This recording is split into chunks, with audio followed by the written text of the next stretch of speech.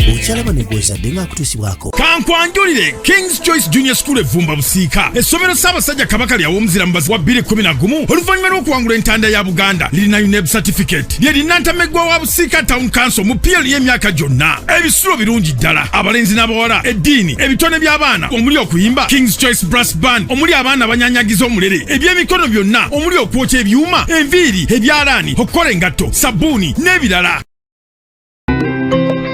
St. Francis Junior School of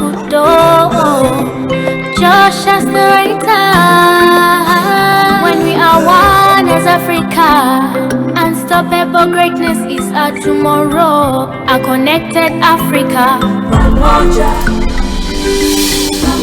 Hello Mama Africa, sweet Mother Africa. How I love you Africa Mama. Habari yako, karibu nyumbani, sweet love from Africa. Different cultures, one people, from Sahara to Limpopo. I see beauty in diversity, Mama. Sahara to Serengeti, we are proudly Masai and Mara, Hakuna Matata, love is Africa. Nairobi to Kampala, proudly Africa. Cairo to Bamako, Tata, love is Africa. Different cultures, one people. So sweet to call Africa home. The heart of Africa beats the strongest. The spirit of Africa lives within us, spreading our wings beyond borders. And heritage is our honor.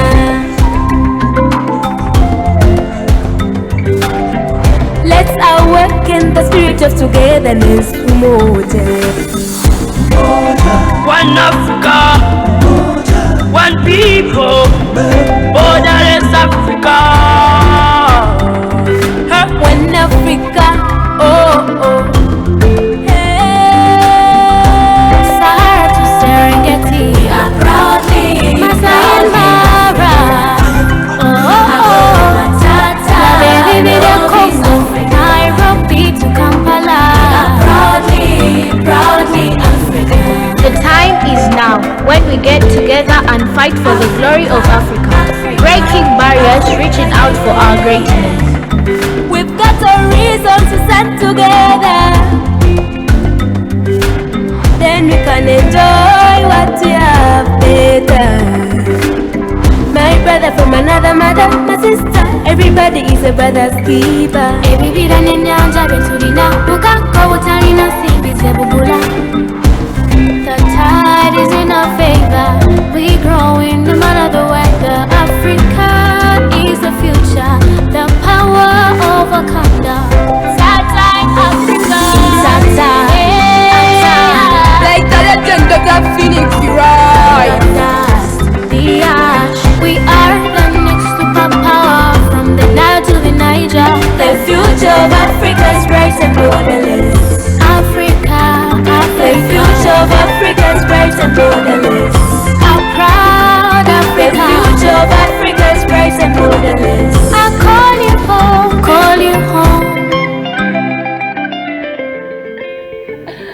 Nenga abakulu abakozi olunaku olwaleero lanchi mujja wa Purity naye nga Bulemezi Senior Secondary School gy'osaana okubeera nga teotwala omwana wo ate nga ku level ya primary essomero lyaffe eddungi erya King's Choice gy'osaanira okubeera nga ate oleeta omwana wo you'll not actually kuddaawo nti wejjuse you'll never regret okutuwa omwana ate nga Prestige Margarine g'osaanira okubeera nga ate owa omwana wo n'ayitira ddala bulungi nnyo mu kibiina fuuka bino gyonna Delta TV by dialing *238 *8# osobola okubeera nga ate owangula omusimbi naye eyo video mwagikolerawo video eyo twagirinyira nnyonyi ne mutantwala amazima video eyo twagikolera Kenya lwaki twagala nga bwe twagambye our mission is kusitula waka waffe ate kyatuyamba oluyimba olwo it is working well in Kenya TV stations.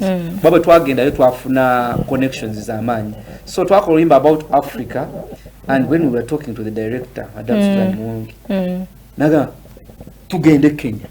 Okay. Director yayogera video, yayogera concept. Nagamba, I want kulimba luno Africa. And we are not talking about Uganda alone.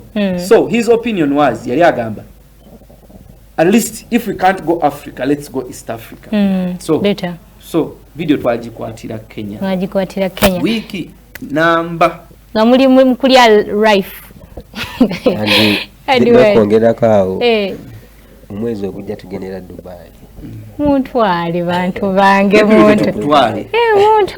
Muntwale. Kubanga mwa promoting music. Director atwala Dubai. Oyina passport? Nina nja ku. Purity alina passport. Kusaba ku program omuteekeko promoter waffe. Naye agende. Achiringeko. Ne ba big boys. Naye nga anyways abakulu baneeno, I think they don't do only school music. Yeah. Right? Yeah. Mukola n'ennyimba zino eza bulijjo. Tukola ennyimba ez'abayimbi. Lwakuba leero twakyadde ku programu y'amasomero.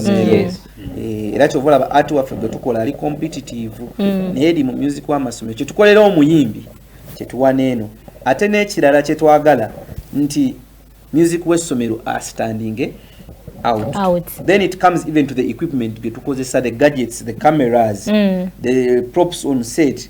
Tuleeta props chameleon zeyandikozeseza nga akwata oluyimba oba edi Simanyi oba gundi wade babuyisiza behind the scenes waffe ne balaga props zetukozesa, gadgets zetukozesa.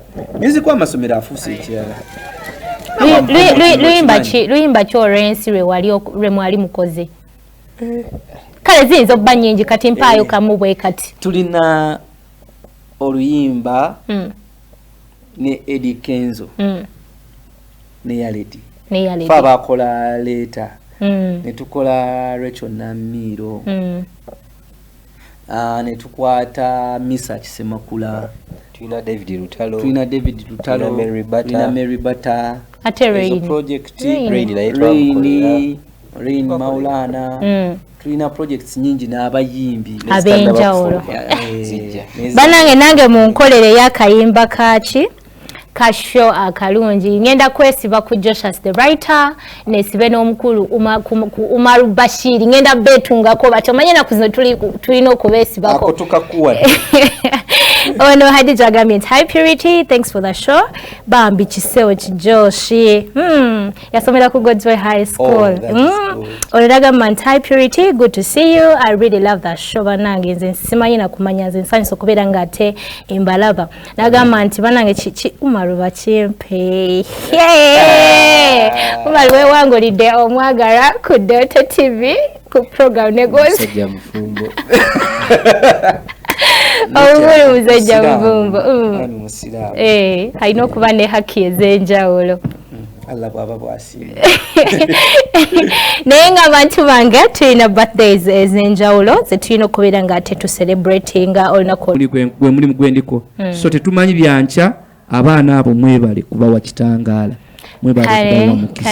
Kale Joshua the writer nja kusaba omukulu Umar Bashir naye asobola okubeera nga ate yeebazako ku bantu ab'enjawulo abatuyambye okubeera what we are today ate era still ne batuwa emirimu. Because of them, that's why we are here. Yes. Yeah.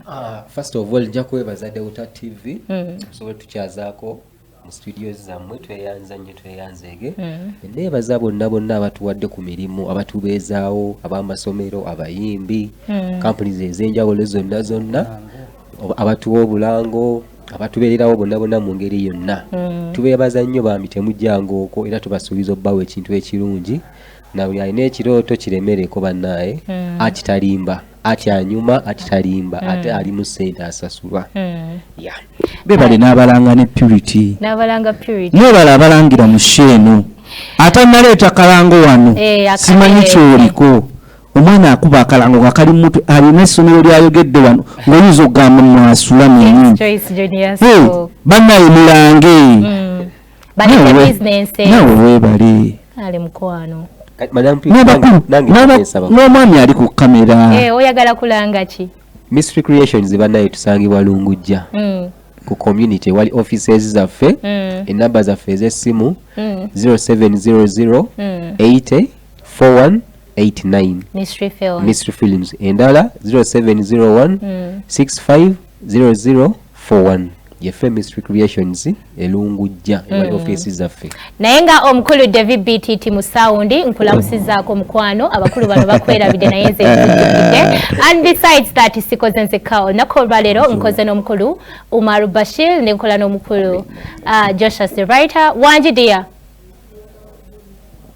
ekiriwa kyonna sweet oyo ye Shani twamumaliriza era gwe twatandise naye yabadde n'ebifaananyi bibiri naye nga ba sweetheart sikoze nzekka nkoze n'abakulu baneeno Umar Bashiri nenkola n'omukulu Joshua the writer olunaku olwaleero sho twandyagadde yeeyongereyo naye obudde bwo butuvuga speed tetulina kyakukola kulo yadda nsuubiza proposinga naye it's okay ta propose nze kikola and besides that nenkola n'omukulu Fred Joy emabega wa camera ate nenkola n'omukulu Eric mu control room naye nga abantu bange mulete business enamba eri ku screen osobola okubira Purity in that we could talk and communicate business gwe aliyo yenna ng'oyagala okubeerako mweno show just call me. We're going to be communicating very well twogere bulungi in that tujja kunzikiriziganya temuti amuizo ga TV za bay bannange bantu bange if we communicate ne twogera bulungi tusobola okuvaamu n'ekisinga okupa ekirungi naye nga abagenze ne muzikirako Derrick bambi nja kubeebaza kubanga yafiiriddwa taata we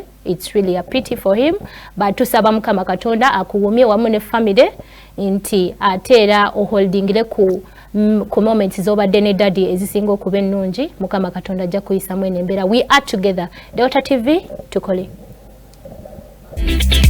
okyalaba Negwozadde ng'akutuusibwako kankwanjulire King's Choice Junior School evumba busiika essomero Ssaabasajja Kabaka lya Womuzira Mbazi wa 2011 oluvannyuma lw'okuwangula entanda ya Buganda lirina